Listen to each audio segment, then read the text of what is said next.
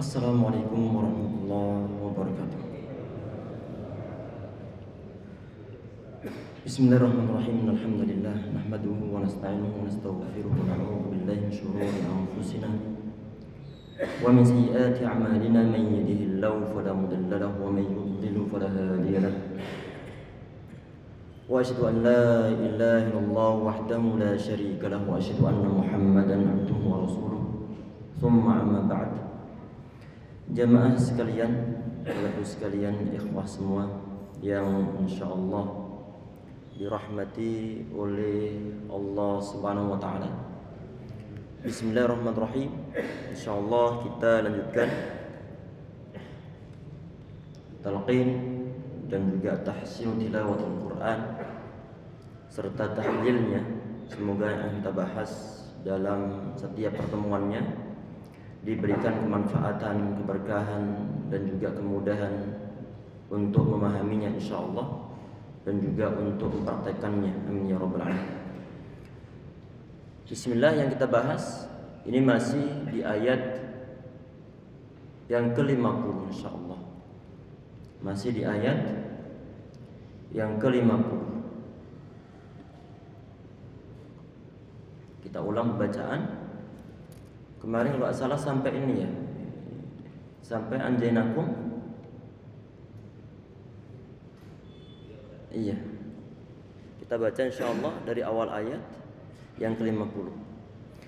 A'udzu billahi minasy syaithanir rajim.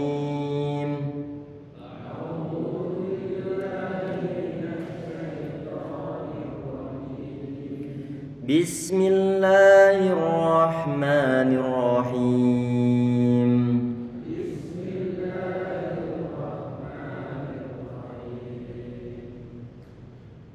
Wa idh faraqna bikumul bahra fa anjaynakum wa awraqna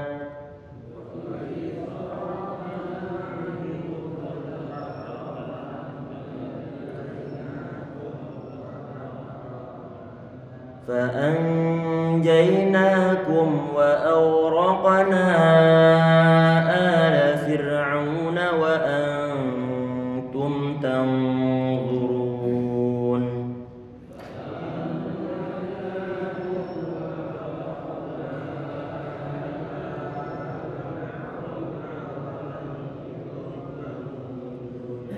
وأنتم تنظرون.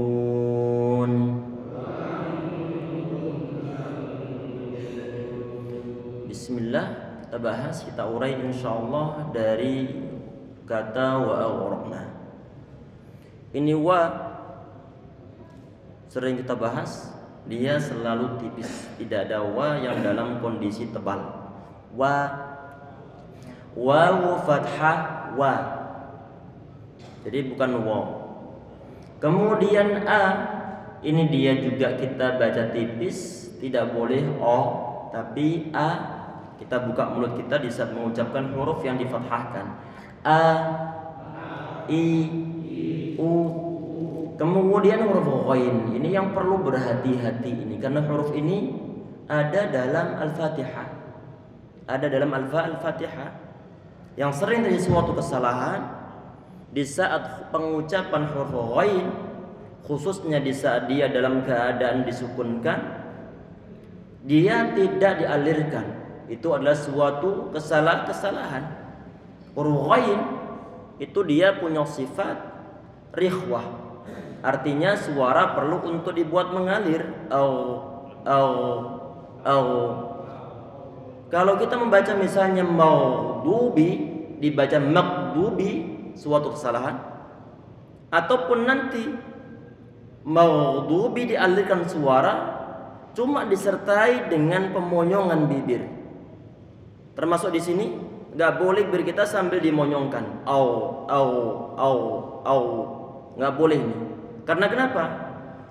Huruf-huruf yang tidak didhammahkan tidak boleh untuk dimonyongkan bibir kita. Walaupun toh konon katanya ini kan menolong untuk membuat atau memberikan suatu sifat tebal, Ustaz. Ini suatu kesalahan di saat huruf tersebut, walaupun toh dia itu huruf-huruf yang mestinya ditebalkan, di saat dia itu tidak ditommahkan, maka jangan sampai bibir kita monyongkan. Termasuk di sini huruf ghain, dia dalam keadaan sukun dan dia adalah huruf yang tebal au. Tetapi jangan sampai di saat kita itu menebalkan huruf ghain sampai timbul suatu campur tangan dari kedua bibir untuk dimonyongkan. Nggak boleh au. Di satu sisi perlu untuk dialirkan dan perlu untuk alirkan bagaimana? Kalau lah ini berhenti suaranya nih. Suara tidak dialirkan. Sedangkan huruf ghain itu dia bukan termasuk huruf syiddah. Kalau syiddah perlu untuk dihentikan, memang yang kemarin kita sampaikan huruf syiddah kan ada ajad qatin bakat nih. Hamzah, kemudian jim, kemudian dal, kemudian qaf, kemudian ta, kemudian ba, kemudian kaf, kemudian ta. Ada 8 huruf. Huruf ghain tidak termasuk di sana. Huruf ghain termasuk suatu huruf yang punya sifat arikhawah. Sehingga perlu untuk dialirkan suaranya au. Enggak boleh makdubi. Sehingga perlu untuk dialirkan suaranya. Tadi jangan sampai lupa ini huruf ghain di saat dia tidak dalam keadaan dhammah, maka bibir jangan dimonyongkan. Bukan au. Sehingga bibir dalam keadaan datar saja au. Jelas insyaallah ya. Baik. Ini yang sering terjadi suatu kesalahan pula di saat misalnya kita mengatakan khalidin. Huruf kha memang dia tebal, memang dia perlu untuk dialirkan suaranya, cuma bibir jangan dimonyongkan kalau dia tidak dalam kondisi dhammah. Khalidin, sehingga perlu untuk didatarkan. Standar pengucapan termasuk sa bukan so tapi sa huruf sad nih sa. Baik, kita beri bahasan di sini. Au coba ri ru. Saat ghain didhammahkan baru kemudian kita monyongkan bibir kita. Ru coba ghariru. Bau. Pastikan antum fokus ke suara antum, jangan sampai bak atau bau. Perlu untuk dialirkan bau. Coba kita mencoba untuk mengalirkan, walaupun toh nanti perlu untuk kita batasin. Bau. Coba bau. Mau. Nah, ini adalah sifat yang dimiliki oleh huruf ghain. Baik. Wa awraqna. Kemudian di sini huruf ra dia itu difathahkan berarti perlu untuk dibuat tebal. Huruf ra kan dia punya dua kondisi. Bisa tebal, bisa tipis. Di antara keadaan dia yang perlu untuk ditebalkan itu adalah di saat ra dalam keadaan fathah. Ra, enggak boleh ra, wa aghra, tapi wa awraqna. Kemudian huruf qaf ini dia disukunkan. Huruf qaf dia termasuk di antara huruf yang kemarin kita sampaikan. Dia termasuk huruf-huruf yang punya sifat isti'la, yaitu huruf-huruf yang terkumpul yang kemarin juga sudah kita sampaikan pula ini. Itu yang terkumpul dalam lafaz khussa dhatin qil.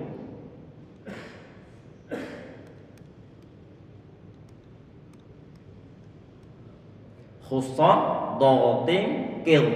Ini huruf qaf termasuk dalam kategori huruf isti'la ini. Sehingga huruf isti'la itu bagaimana pengucapannya?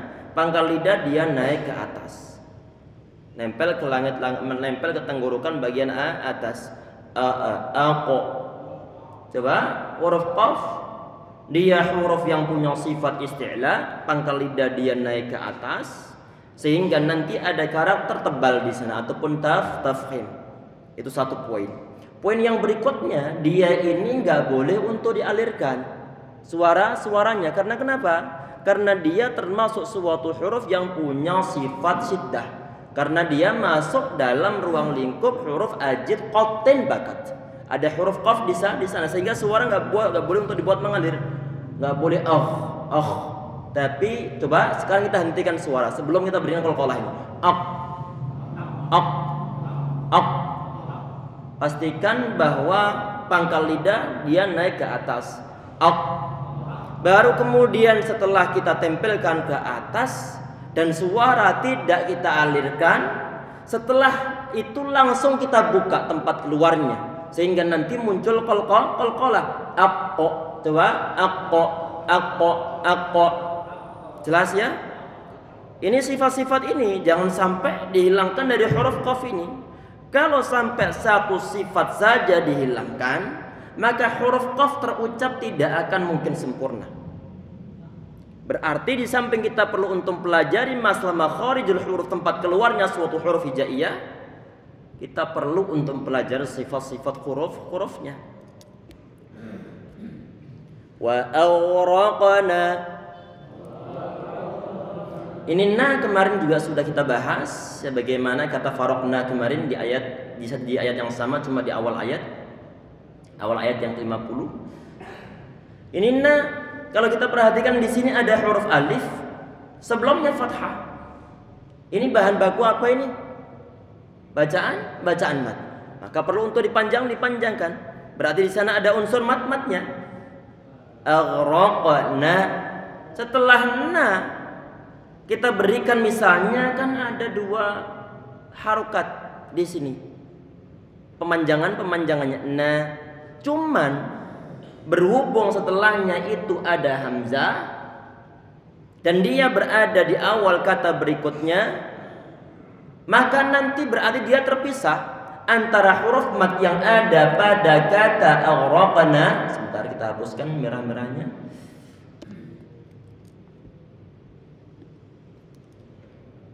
Ini huruf alif yang ada pada kata na, dia bertemu dengan hamzah di awal kata ali. Kira-kira pertemuannya ini bertemu dalam satu kata ataukah di awal kata berikutnya? Di awal kata berikutnya. Otomatis mereka berdua dalam keadaan terpisah. Ini mereka gak kumpul dalam satu rumah ibaratnya, tapi mereka bertetanggaan. Iya enggak?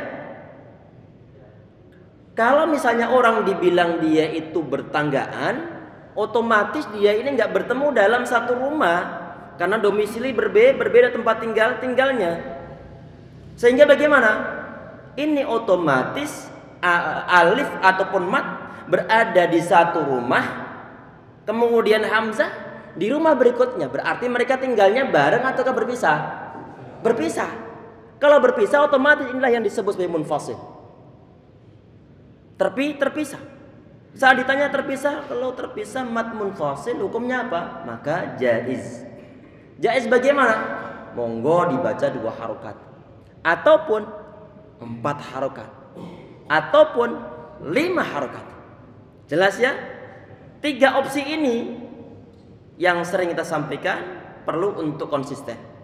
Kalau kita milih 2 harokat, antum pilih 2 harokat saja setiap bacaan, setiap majlis atau setiap antum membaca, atau setiap sekali baca. Kalau nanti antum milih yang 4, maka nanti milih yang 4 juga. Coba perhatikan. Kalau misalnya kita begini membaca aghraqna ala fir'aun, ini kita pilih bacaan 4 harokat, misalnya perkiraan 4 harokat. Maka untuk ayat yang berikutnya ayat 51, ini kan ada kata Musa ini. Musa kemudian arba'ina, ini pun dia majais munfasil. Maka juga harus 4 harokat. Enggak boleh begini. Kalau misalnya kita baca aghraqna ala fir'aun, kita pilih 4. Kemudian yang Musa arba'i cuma dipilih 2. Ini enggak diperbolehkan. Jelas ya? Kalau kita pilih 4, maka semua majais munfasil perlu untuk konsisten 4 harokat. Kalau 2 maka 2 harokat. Misalnya kita baca 2 harokat begini. Wa awraqna ala fir'aun. Kemudian yang Musa arba'ina. Boleh, enggak jadi masalah. Ini untuk mad jaiz munfasil yang dibaca cuma 2 harokat, ini biasanya dibaca-baca ataupun dibaca oleh para imam-imam tarawih yang dia itu ngejar misalnya 1 kali tarawehan itu ada satu juz, sehingga dia memilih yang paling ringan ataupun qasar istilahnya, yaitu yang hanya 2 harokat. Kalau antum perhatikan di saat misalnya kita ini lagi ikut, semoga Allah mudahkan kita untuk umrah Ramadan insyaallah. Umrah Ramadan biasanya para imam mereka membaca untuk bacaan mad jaiz munfasil atau masilah tawilah hanya 2 harokat biasanya. Karena kenapa? Memudahkan mereka untuk menyegerakan mencapai targetnya. Jelas ya? Apakah boleh? Boleh. Dan memang seperti itu. Yang penting nanti konsisten. Kemudian di poin berikutnya ini kemarin ala Fir'aun. Ada yang ingat enggak kemarin ini bacaan apa ini? Ala Fir'aun. Ala. Bacaan apa kemarin? Mat apa namanya? Mat yang ala. Apa? Ada yang ragu. Anak dengar suara benar cuma ragu. Mat apa namanya? Mat badal. Dia ini bacaan mat badal. Aslinya adalah a'la. Coba kita review materi yang lalu. Ini masih ada ini tulisannya ini, bekas-bekas jejaknya nih, jejak digital. Ini asalnya ala itu adalah a'la, a'la. Ada 2 hamzah di sana. Yang pertama berharokat, yang kedua sukun. Dalam keadaan begini orang-orang Arab sebelum zaman Nabi Muhammad SAW sampai orang-orang Arab setelahnya bisa menjumpai lafaz yang model begini, mereka susah untuk mengucapkan. Susah di sini karena mereka kan sering mengucapkan, bukan karena saat dibilang susah kemudian saat mereka disuruh untuk mengucapkan a'la mereka nggak bisa mengucapkannya. Cuma karena mereka banyak bergaul dengan huruf ini, banyak pengucapannya, sehingga terasa ribet di lidah untuk diucapkan. Untuk menghindari dari beratnya lidah ataupun ribetnya pengucapan, sehingga hamzah kedua diganti dengan suatu huruf yang sesuai dengan harokat sebelumnya. Oleh karena itu di sini yang a'la menjadi ala. Baik. Ini a kita baca tipis. Kemudian la kita baca tipis. Jadi huruf lam kalau dia itu tidak berada di lafzul jalalah ataupun Allah itu lafaz Allah, maka dimungkinkan dia kalau dalam lafzul jalalah dia dimungkinkan tebal, dimungkinkan tipis. Tetapi selain itu lam selalu dalam kondisi tipis, termasuk lamnya lafaz ala. Kalau lafzul jalalah lamnya bisa tebal di saat sebelumnya fathah, misalnya minallah. Kalau sebelumnya kasrah maka dibati tipis, bismillah. Tayyib. Kemudian di sini ala Fir'aun. Ini fa-nya dia dikasrohkan, dia tipis, pengucapannya biar nanti tidak terdengar Fir'aun, maka perlu untuk tarik bibir kita fi pastikan suara yang terdengar itu adalah kasroh ataupun i. Fi bukan tapi adalah Fir'aun, bukan Fir'aun.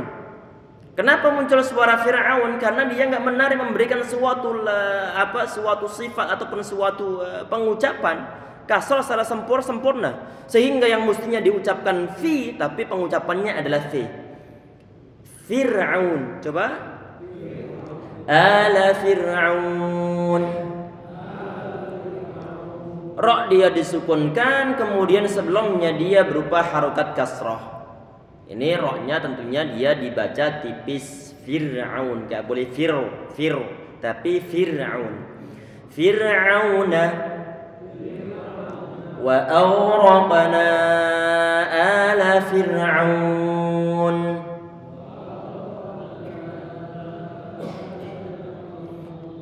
Kalau kita baca di sini kemudian kita berhenti pada huruf nunnya, maka otomatis teorinya nunnya perlu untuk disukunkan karena faktor waqaf. Kalau kita berhenti di sini wa awraqna ala Fir'aun.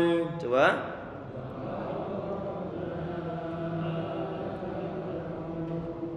nunnya disukunkan karena faktor waqaf.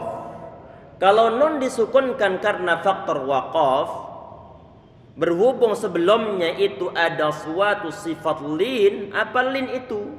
Ada sukun sebelumnya fathah ataupun ya sukun sebelumnya fathah, maka nanti akan muncul mat. Karena kenapa? Syaratnya telah terpenuhi. Apa syaratnya? Nunnya disukunkan karena faktor waqaf, sehingga mat yang muncul di sana setelah dia itu ada sifat lin pada wawu sukun sebelumnya fathah, maka matnya disebut sebagai bacaan matlin.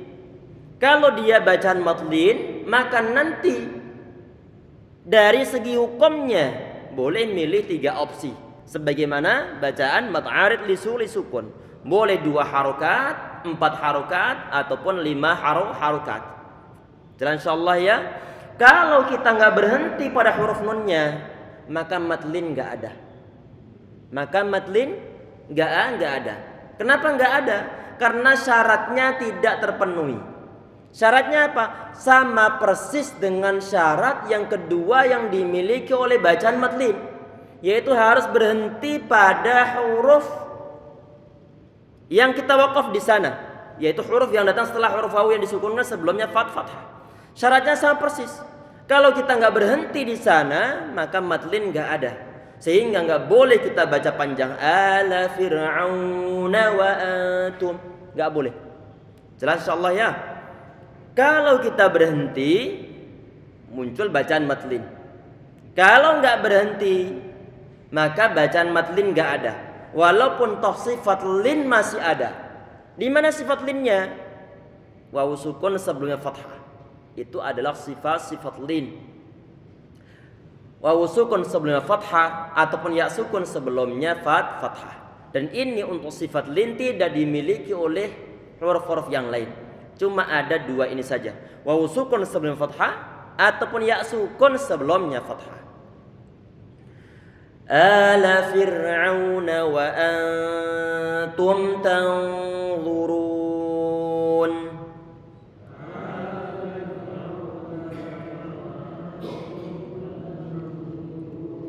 Wa antum, kita perhatikan antum.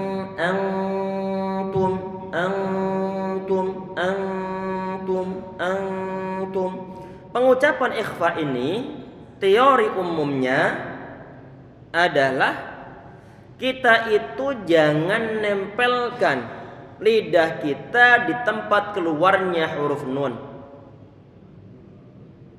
Karena kenapa? Perhatikan kan yang kemarin kita sampaikan di pertemuan ada kemarin, bahwa nun kan dia punya nun ataupun mim, dia punya 2 tempat keluar. Yang bagian lidah, ujung lidah ditempelkan ke gusi bagian atasnya ataupun ke belakang sedikit. Sedangkan tempat keluar kedua adalah di bagian hidung. Untuk urusan hidung ini urusan gunnah ataupun dengungannya. Untuk ikhfa ini, bagian lidah ini jangan kita manfaatkan, sehingga jangan tempel ke atas. Sisakan di bagian gunnahnya untuk bacaan ikhfa ini. Sambil kita tahan suara gunnah, kemudian kita berusaha untuk mendekati huruf yang datang setelah huruf nun ini. Antum, jangan langsung ditempel nih, nggak boleh antum, jangan.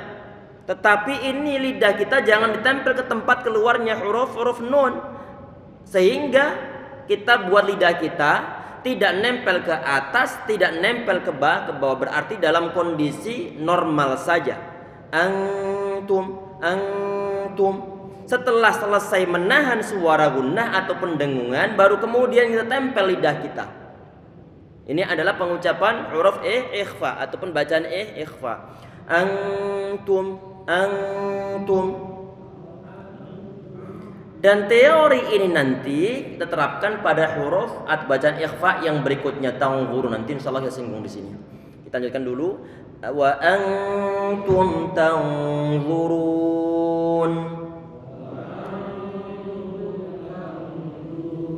Mim disukunkan bertemu dengan huruf ta. Berarti kemarin itu sudah kita singgung juga. Terulang lagi. Berarti ada bacaan ahkamul mim sakinah wa tanwin. Bacaan mim afwan, bacaan ahkamul mim sakinah. Bacaan mim sukun ada 3 hukum kemarin kita sampaikan.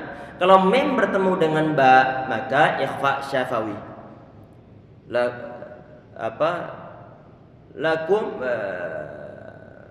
tarmihim bihijarah.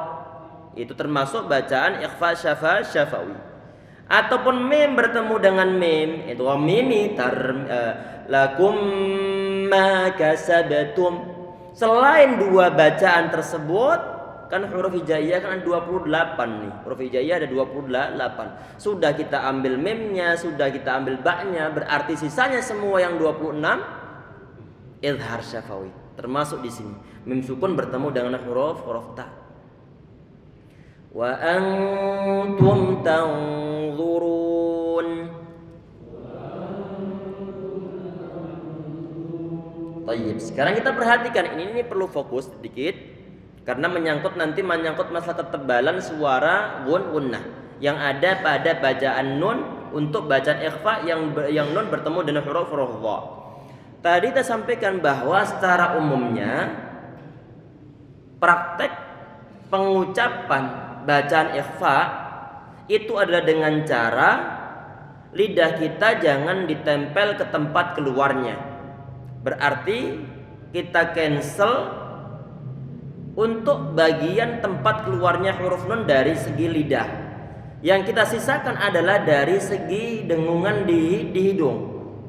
Kita berikan dengungan, ditahan dengungan yang lama di sana sambil berusaha untuk mendekatkan atau mendekati makhraj huruf ataupun tempat keluarnya huruf yang datang setelah huruf nun tersebut.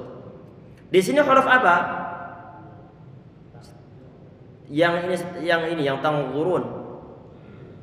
Setelah huruf nun di sini apa? Allah. Setelah huruf nun di sini adalah huruf dha. Huruf dha. Kalau kita perhatikan dia termasuk dalam huruf yang khussadatun qid ini. Yang sebanyak 7 tadi itu, yang huruf semua adalah huruf-huruf isti'la yang tebal. Coba, sekarang kita ucapkan terpisah untuk huruf dha-nya. Allah. Allah. Ataupun au. Di saat kita itu menahan, kan teorinya kan disuruh untuk menahan suara gunnah sambil mendekati makhraj huruf yang datang setelah huruf nunnya. Otomatis saat kita menahan suara nun pada kata tanzurun, kita mau mengucapkan huruf dha-nya yang dalam kondisi punya sifat tebal. Otomatis nanti gunnah pada bacaan ikhfa yang jenis ini perlu menjadi tebal. Tanzurun, tanzurun, tanzurun. Coba sekarang antum bandingkan kalau nanti ana membaca tanzurun dengan tipis sama tanzurun dengan tanzurun dengan tebal dan yang tipis. Coba sekarang bacaan tebal. Tanzurun. Sekarang ana baca tipis, enggak usah diikutin. Tanzurun, tanzurun. Suara yang keluar beda tanzurun sama tanzurun. Beda. Jelas insyaallah ya. Ini perlu untuk dibandingkan, diperhatikan sebentar. Kita tulis secara jelas insyaallah untuk huruf yang punya sifat isti'la ini. Perhatikan. Tadi itu hurufnya ada berapa? Khussah ada 7. Khussah, kemudian dha, tin, kemudian qil.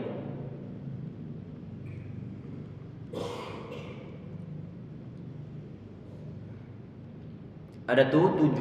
Yang masuk dalam huruf-huruf ikhfa ini kan shad, kemudian dhad, kemudian ta, kemudian qaf, kemudian dha. 5 huruf ini yang shad, dhad, ta, qaf sama dha. Kalau dia itu datang setelah huruf nun, maka jangan sampai lupa berikan sifat gunnah yang tebal. Karena kenapa? Karena di saat kita itu disuruh untuk mengucapkan bacaan ikhfa pada huruf nun, kita tahan suara dengungan sambil berusaha untuk mendekati huruf yang datang setelahnya. Selesai pendengungan, baru kemudian kita ucapkan huruf setelahnya. Tanzurun. Ini huruf dha dia didommahkan, maka kita monyongkan bibir. Ra juga dia didommahkan, maka kita monyongkan bibir kita. Tanzurun. Coba. Tanzurun. Ini wawu sukun sebelumnya dhammah, maka ini dia adalah bacaan mad. Kalau kita berhenti pada huruf nunnya, otomatis nunnya kita sukunkan. Pembahasan ini sama persis dan pembahasan Fir'aun tadi itu untuk syarat yang kedua ini. Syarat yang berupa apa? Kita berhenti pada huruf yang datang setelah matnya. Yang datang setelah matnya. Ini kalau dia disukunkan, maka otomatis berhenti karena faktor waqaf. Berarti sukunnya bukan sukun yang asli. Wong kita mendatangkan sukun karena faktor waqaf. Buktinya kalau dia tidak asli bagaimana? Buktinya kalau kita baca wasal, sukunnya nggak akan muncul. Kita baca fathah secara sempurna untuk huruf nunnya. Tanzuruna wa id. Ada sukunnya pada huruf nun tadi? Nun yang tanzuruna, tidak ada. Karena kenapa? Karena tidak kita hentikan di sana. Kita munculkan sukun pada tanzuruna adalah karena waqaf. Berarti sukunnya nggak sukun asli. Sukun kita datangkan di saat kita berhenti pada huruf nunnya. Sukun yang model semacam ini adalah yang arid. Sukun yang arid. Oleh karena itu, ini matnya disebut sebagai bacaan mat arid lis sukun. Boleh 2 harokat, 4 ataupun 5 harokat. Mat arid lis sukun. Kemudian alhamdulillah selesai secara singkat insyaallah untuk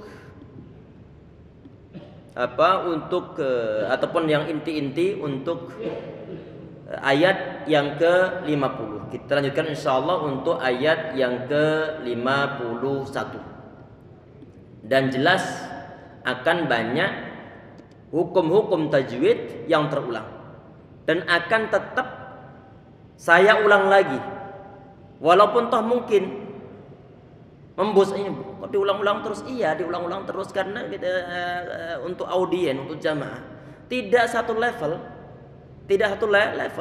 sehingga untuk teman-teman, untuk jamaah sekalian, antum semua ataupun akhwat sekalian insyaallah dirahmati oleh Allah SWT, kalau sudah paham alhamdulillah, dan nikmatin saja kalau seandainya ada suatu pengulangan, dengan harapan di saat antum tetap nyemak, pertama mendapatkan pahala, kemudian keberkahan, kemudian kian diulang, kian melekat.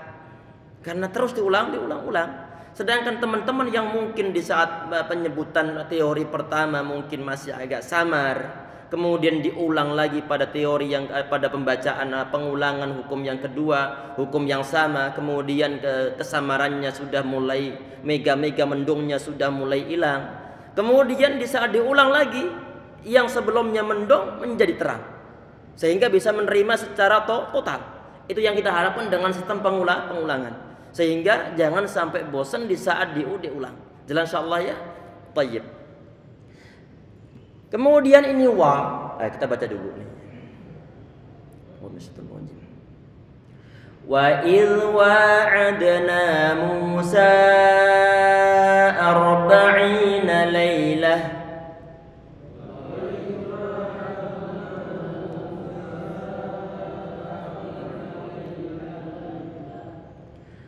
أربعين ليلة ثم اتخذتم العجل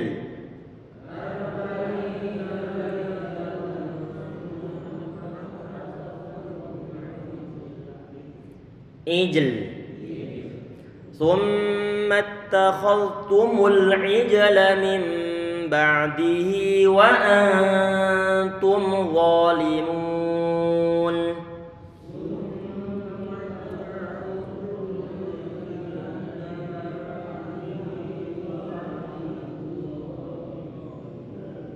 Tayyib. Ini wa tadi kita baca tipis, pokoknya jangan kita baca wa.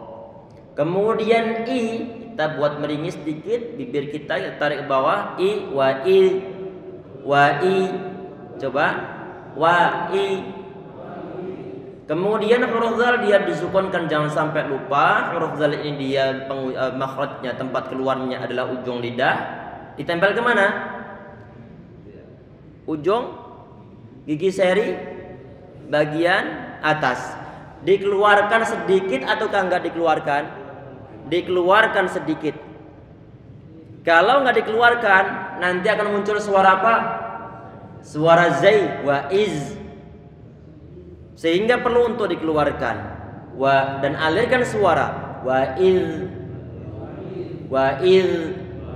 Kenapa untuk dialirkan suaranya? Karena dia punya sifat apa ya ikhwah? Punya sifat apa? Ada yang ingat? Kalau pengaliran suara, kalau hamas nanti menyangkut masalah angin. Rikhawa. Jadi il. Ustadz, apakah dia punya hamas? Ada hamas sedikit sehingga nggak dimasukkan dalam huruf hamas di sini. Wa il wa, coba. Wa il. Ana masih mendengar ada yang wa iz. Coba keluarkan sedikit, tempelkan ujung giseri bagian atas. Kita latihan ini lah. Za, li, lu, bal, za, zi, lu, bal. Pokoknya selalu ingat huruf zal, ujung lidah keluarkan sedikit. Untuk standarnya bagaimana kemarin? Kita letakkan ujung jari kita,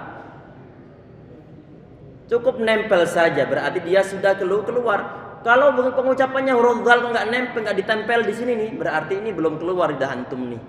Jelas ya? Nempel sedikit, itu udah keluar. Jelas Allah ya? Wa il wa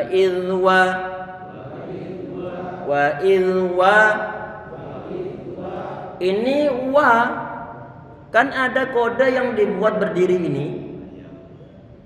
ini adalah perlu untuk dipanjangkan karena itu kode pengganti dari huruf alif. Karena dalam keadaan tulisan bahasa Arab yang normal wa'ada itu penulisannya begini, wa ada alifnya, kemudian ain, kemudian da, huruf dal. Jelas insyaallah ya? Masya Allah, cepet banget nih, satu kata dua kata belum selesai. Qadarullah. Bismillah. Ini wa kita panjangkan. Karena kenapa? Karena di sana ada matnya. Mana matnya? Ada alif sebelumnya fathah. Maka dia adalah bacaan mat. Sehingga kita baca dua harokat. Wa, coba. Wa, wi, wu. Sambil usaha, ingat ya. Wa kita baca datar, mulut kita. Kemudian wi kita tarik ke bawah, wu kita monyongkan. Fokus ke mulut masing-masing pengucapannya. Wa, wi, wu, wa, wi, wu, wa, wi, wu. Pokoknya selalu ingat tiga hal tersebut untuk pengucapan harokat-harokat, baik fathah, dhammah ataupun kasrah. Wa idh wa'adna. Kemudian ain kita fathahkan, dia juga tipis, tempat keluarnya pertengahan lidah. A'i'u, a'i'u, ba. Ini untuk huruf ain, kalau dia sukun nanti dia sifatnya dia adalah beniyah istilahnya. Jangan dialirkan benar-benar dan jangan dibuat berhenti benar-benar, berarti pertengahan nih. Ba, na, bi', wa'adna, wa idh wa'adna.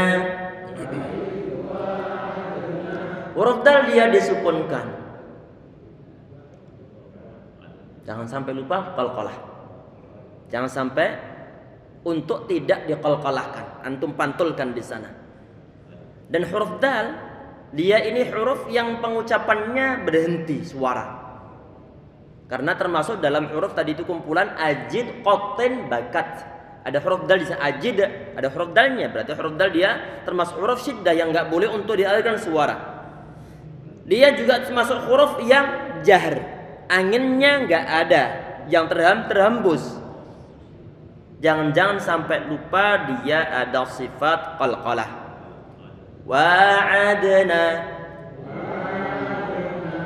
Pengucapannya, jadi untuk huruf hijaiyah ini pengucapannya nggak ada yang dimodel nanti pengucapannya lidah dibuat berdiri itu nggak ada. Lidah dibuat berdiri itu nggak ada. Kalau kita mengucapkan wa'adna, posisi lidah kita berdiri ini. Wa'adna, wa'adna. Dal. Ini bukan pengucapan huruf D dalam bahasa Indonesia. Karena pengucapan huruf-huruf Arab nggak ada lidah, ujung lidah yang dibuat berdiri itu nggak ada. Termasuk huruf dal. Huruf dal ini nggak ada. Sehingga pastikan lidah antum dalam kondisi ke depan aja. Cukup ditempel ke tempat makhrajnya da. Coba da. Sekarang ucapkan yang bahasa Indonesia, da. Ini lidah antum dalam kondisi berdiri dia ke atas. Da. Dalnya bahasa Arab, khususnya yang kita baca Al-Quran, bukanlah huruf da dalam bahasa Indonesia. Di depan, di depan, diduga, bukan. Tapi adalah diduga, di depan, di depan, jelas? Itu pengucapannya.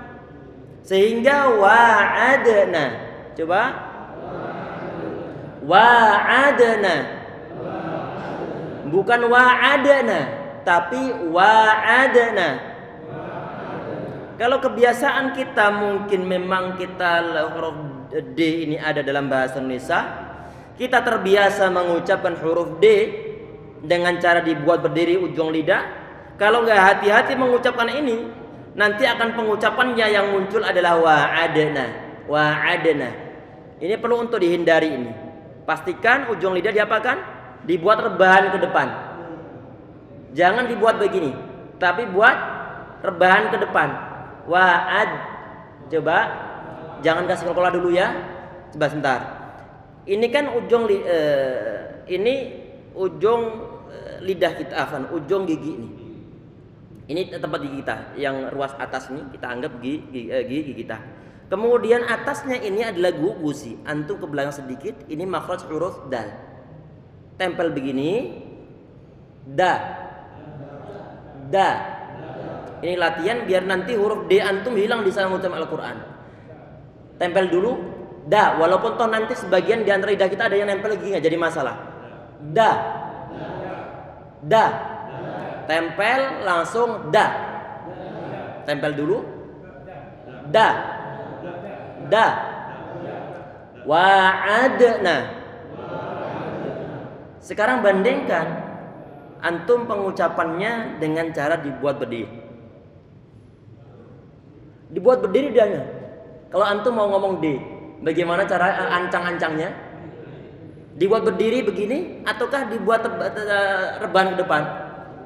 Coba antum raba gigi antum. Semoga nggak ada virus COVID. Posisi rebahan ke depan ataukah berdiri? Mohon untuk dipegang masing-masing untuk memastikan nih. Khawatir nanti yang Anda sampaikan beda ini. Jangan-jangan cuma lidah Anda yang beda. Jelas ya? Semoga gak ada COVID insyaallah. Kalau antum mau mengucapkan D, ujung lidah antum bagaimana ancang-ancangnya? Berdiri ataukah? Berdiri. Sehingga muncul tadi itu da, di, du, dikser. Diduga. Huruf D, jelas ya? Sehingga perlu untuk dibuat rebahan. Bismillah, kita lanjutkan. Wa'adna. Alhamdulillah, gak dengar suara D ini anak. Wa'adna. Nanti antum sampaikan ke murid-murid antum. Kalau seandainya sebagian di antara mereka ataupun anak antum saat antum ajari, suara yang terdengar adalah huruf D, tadi itu teorinya ataupun trik untuk menghilangkan suara D pada bacaan Al-Quran. Jangan dibuat berdiri, tapi dibuat rebahan ke depan. Wa idh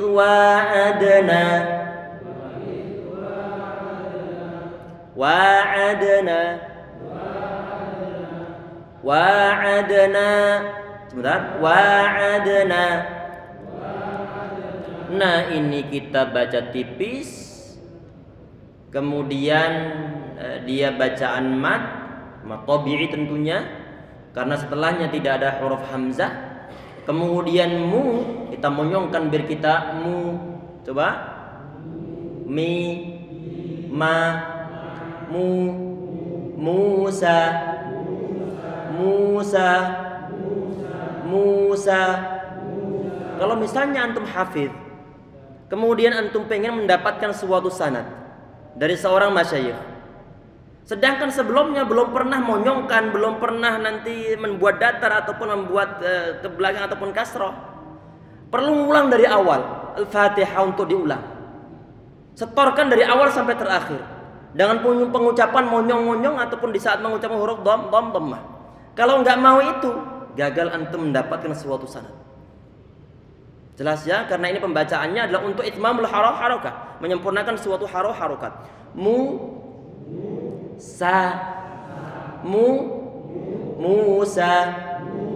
sa. Ini sa perlu untuk dibuat terbuka mulut kita, terbuka. Kalau ragu-ragu mengucapkannya, maka nanti akan ada unsur imalah di sana. Musa.